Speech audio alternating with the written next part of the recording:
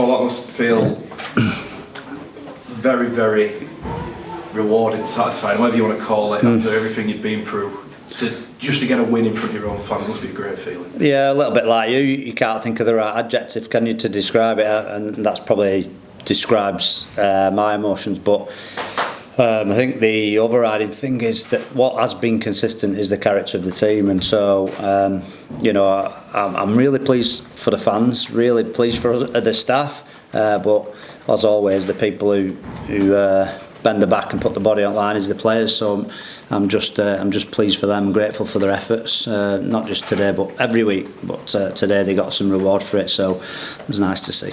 Might be a daft question in terms of the context of the league table and everything, but in your coaching career, where does that rank in terms of satisfaction, given everything that's gone on, given what the fans are going through, so on and so forth, to just have a moment like that amongst all the yeah, I mean, I wouldn't, and even with any game, I'm not really into ranking games. I think they all have different qualities, and you judge everything by its own merit. So I think rewarding for me is what we do in the week, and the attitude through the week, and then seeing it transpire into the performance, and then them boys getting the reward for their hard work.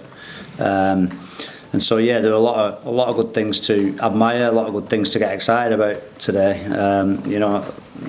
Some great performances, but like I said before, the adversity we've had from day one. But even today, we was punched in the face a couple of times with the Jaden Nick, Kareem Rees and Masters both going off. Logan Lewis, super excited, bump, knockout. So that's three. We're down to one sub with a full half of rugby to play in really stifling conditions. So it came down to that situation where everybody's got to make a choice of what they want to do. Did they want to dip the toe in and do it half-heartedly, or did they want to commit and it's going to be tough, it would hurt, but they took the latter option and they got the reward. But it's a tough sport, and I can't, like I said before, the lads were great. They were fired up from the start, weren't they? You could just see that there was a lot of enthusiasm within that performance. What do you put that down to, the way they started and just how ramped up they were?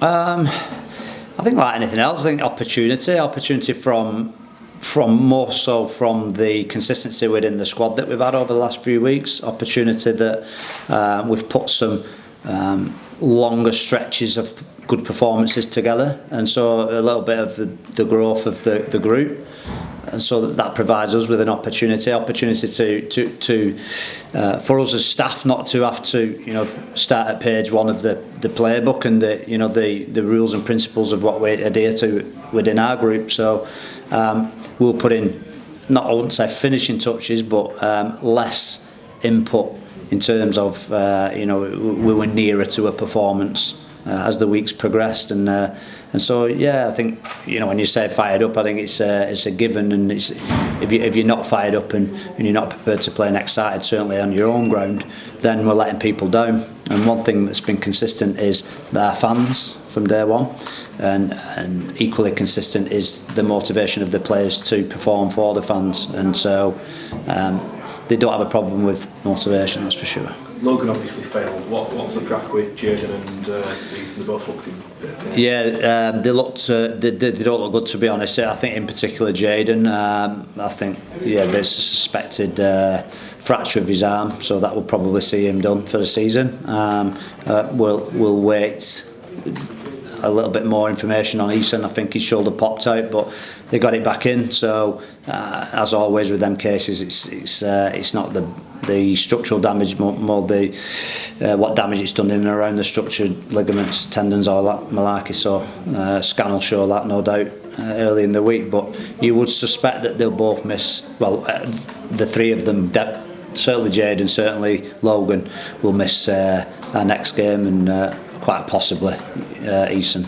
The spirit, I mean, I know the goal line defence wasn't always polished. There'll be a few tries I'm not particularly pleased with, but there are a lot of want there to keep it, especially at the end. Yeah, well, it doesn't need to be polished, because the old thing with defence is to solve problems. So solve problems, and sometimes it looks ugly and scruffy, but if you're willing to solve problems and you know, go out of your role sometimes in a group that is pretty new. So, as I said before, rules and principles under fatigue get questioned, and old habits or habits they're more accustomed to in different structures would come to the fore. But so it's easy to say I've done my job, and you know, review will show that you have. But defence and teammates and camaraderie and winning cultures are about just finding a way, and they managed to do that.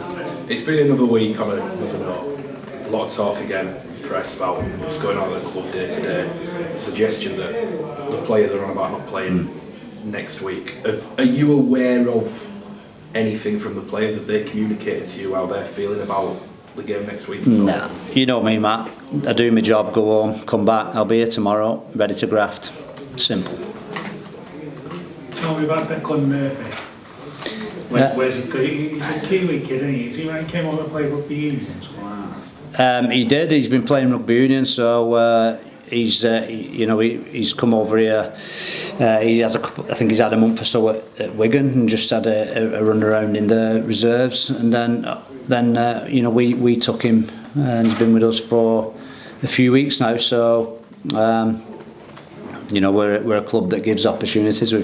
We've shown that in the past, whether we've had a strong and full side or not, and he's got something that is quite exciting, and that's tremendous speed. So I thought he was fantastic, if I'm being honest. And with the injuries to Jade, and he sort of points that he may actually start at Leeds at full back with Ryan at 6. All right, who's at centre? Let us know when you know. Yeah, I'll text you on Wednesday. Yeah? Is that right? Yeah, please. Who knows? Don't know. Well, and again, Gary, what we've done, and I've been consistent, we take every day as it comes, and so tomorrow we'll assess the situation, what the troops are, what's best fit for Leeds, or short turnaround against a team that, I'll put it out there, in my opinion, when they're good, they're the best team that I've seen this year. I think they've been fantastic. So yeah, it's a tough challenge. We're going into a tough period now, and that makes today's win even more important for us as well. So, but the injuries we could have done without, that's for sure. He's got the raw attributes, hasn't he, Declan? He certainly has. You know, he's got speed, hasn't he? Bravery. So yeah, it's all there. Skill. He's got the raw attributes, absolutely. You know, and the longer he spends with us in a system and finds consistency, then we'll see, and time will tell. You know, how far he progresses. It's very much a case of he's played his way in rather than just he's there, so you pick him up. Yeah, through practice, he's done. He's done stuff in practice that we like. He's done stuff in our reserves game last week that we like. An opportunity.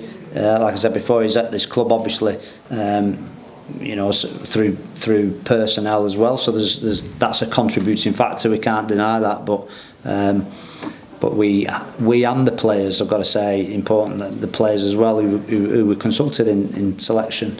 See, some senior players were very positive and trusting of putting Declan in. So he's certainly got our support, and as we always do with every player that comes to this club, we'll commit fully to him and see if we can make him better for the journey. Alright, so you spoke to some of the senior lads who will play alongside him.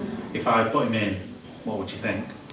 I didn't say that. I had a chat with him and just thought, you know, some private chat there, to be honest, Gary. So you got the privileged chats then, mate. But the confidence was there, that for sure.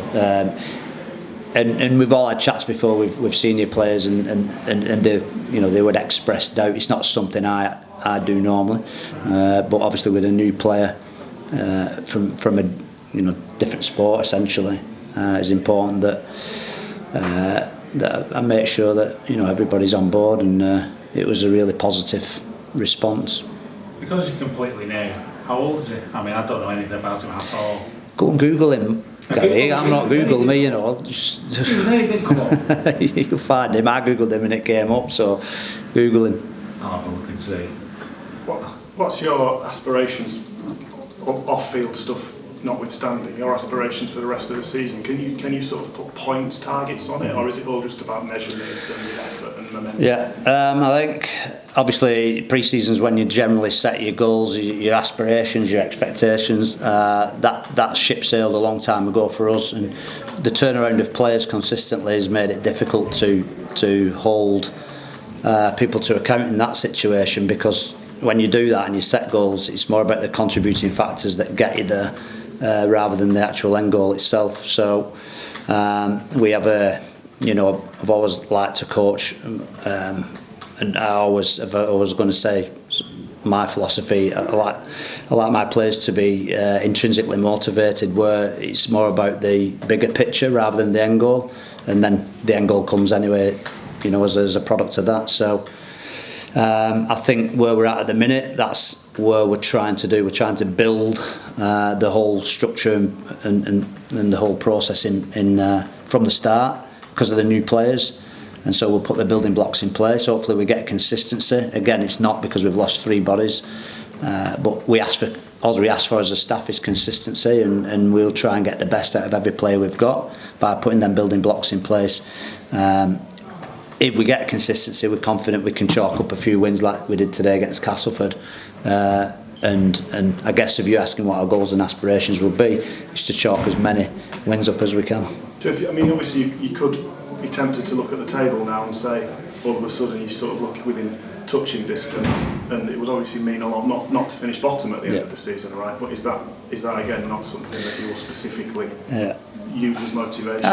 No, I don't think it would be a tool for motivation. I think if we were down to the last game and it was a do or die situation, then we'd obviously be throwing it in there. But I actually think being where we are and in touching distance of teams in our current situation is a remarkable achievement in itself. So you set yourself up for your fall if we're trying to worry about stuff like that. I just think we just try and get our house in order. And like I said before, I think it's more about the staff having goals and aspirations. That's to improve players, like as Gary was saying, young Declan. That's a reward in itself for us as a staff, having the courage to give him an opportunity, and having and then having the talent as a staff to improve him. So they're the aspirations of the staff and aspirations of the team, I think, as well. We take great pride out of that sort of stuff.